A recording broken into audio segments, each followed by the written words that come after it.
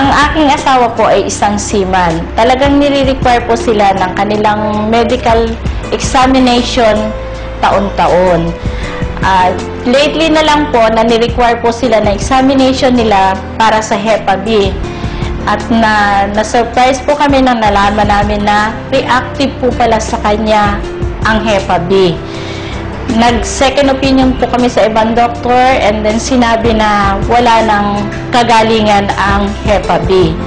Last November po, nagkaroon po ulit siya ng medical examination bago po siya umakyat ulit ng barko.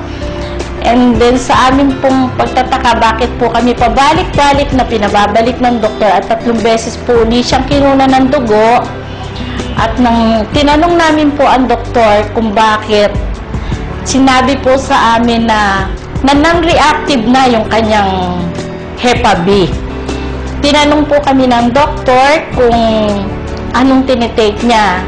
At sinabi po namin na complete plus yung white light para po sa liver. And then lately po yung ating C24/7. Naniniwala po kami na sa produkto ng AIM Global ay walang imposible.